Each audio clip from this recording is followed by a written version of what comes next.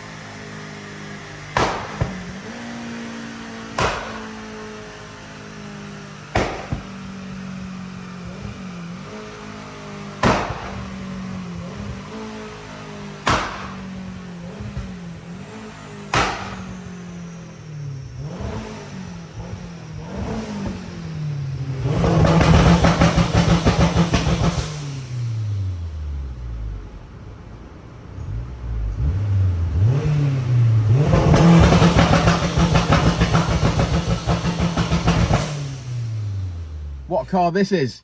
Yeah, JDM EP3. Oh, boosted JDM EP3. Yeah, we saw this car initially. It was booked in on a K100 to have the map tweaked, was what it was initially booked in for, weren't it? He says, right, lads, can I leave it with you? I'm going to go with my mate. I've got to go work, blah, blah, blah. I says, okay, yeah, fair enough. Leave it with us. We'll have a look at the car, because we've obviously not seen it before. And we were just expecting to put it on and map it.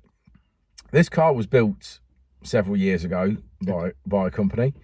And I think technology and things have moved on a lot since then. So it had very, very small boost pipes on it. It had only a 2.5-inch exhaust on it, which generally, I wasn't too keen on keeping, but to make the changes to that would have been quite significant. So we sort of picked our battles, for want of a better word. Spoke to the customer, because he said, can you go over it, see if there's anything that you want to change, want to adjust, whatever, do whatever. So it was on the standard map sensor, which I can't believe why that was the case, you know what I mean? But anyway, it was on stock map sensor. So we've upgraded to a 4-bar map sensor. He'd got a race port dump valve on it, which is a good valve, but it said it was open.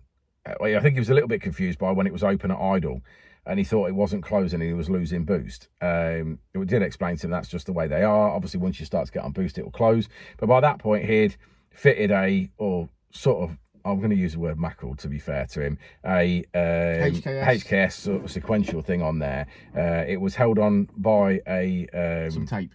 A bit of tape, and then a Jubilee clip around it, which was not really ideal. No. Which obviously that wasn't going to hold boost. I could guarantee that wasn't airtight. Yeah, so we said to him the intercooler pipe work was like 2-inch and then 2.5 inch coming back up to turbo. So we'd like to upgrade that really, and it would look nicer. So we've done a custom front mount with custom pipe work, reinstalled the race port, sorted things out as as we feel they should be. Skunk2. Fitted a Skunk2 inlet, it was on standard inlet. Available on the website. Fitted a 70mm throttle body, which again, obviously to match the inlet manifold. Fitted a fuel rail on this car. We did a 4-bar map sensor on this car.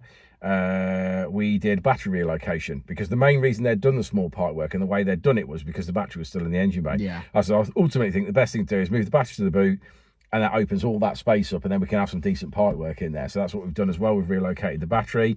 He had a set of coilovers that he wanted fitting, so we've done that. What else did we do on this? Fitted 2 trap ends. We've had full alignment done on it. Yeah, there's quite a lot of stuff been going on here, but what an improvement. What an improvement. The only 2 things I would improve on now, if it was me personally, is it's got a K100 ECU in it, which obviously the regular viewers know I absolutely love. Not. I would improve the ECU. He's got a wide band in here, so I'd like to link that to the ECU. But obviously we want a K Pro version 4, for example, to do that. I'd like to upgrade that if I was going to have my cake and eat it, and I'd love to change that down part to 3-inch. But man, it's made 420 brake horsepower. Now yes. It came in on 341. I believe it came on. So that's going to be like night and day. When you look at the graph, it's like loads better. Yeah, staggering amounts of power. Yeah. Now, admittedly, we did just run the car, what Dan's explained as it was. So with the map that was on it, with the hardware that was on it, we ran the car as it was, totally stock, so that we knew when we made our improvements, whatever they were going to be, we could show him. We could show him what the difference or what those have made. That's a lovely steering wheel, Richard. It is a lovely steering wheel. I must admit, the only thing I'm not keen on is the red carbon bottom. But if someone was giving me, obviously I wouldn't be moaning about it. Yeah, absolutely. But then it does match the seats and it does go with the door card, so I see why it's there. But I'd prefer the carbon. But what a lovely car, and hopefully it's made a great video for you guys. Do you want to look at the graph? Let's have a look at that graph. Let's look at the graph.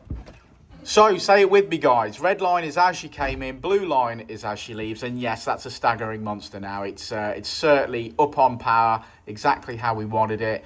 Finishing on 418.1. Yeah, we've gained 90 at the wheels, which I think is impressive. But what a car it is. He's going to absolutely love it, and we've really enjoyed working on it. So another one in the bag. Thanks for sticking around to the end of the video, guys. Like and subscribe and all that jazz, and we'll see you on the next one, won't we, Richard? Code word, Skunk2. I'll say it again. Life moves pretty fast.